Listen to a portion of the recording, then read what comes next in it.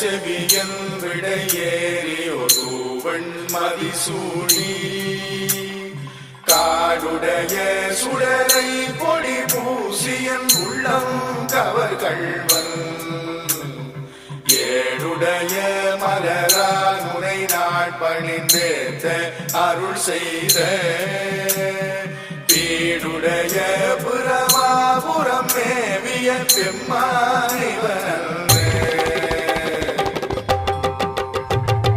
திருமறையை அந்தணர்கள் ஓதி வருகிறார், பன்னிசையுடன் பாவலர்கள் பாடி வருகிறார்.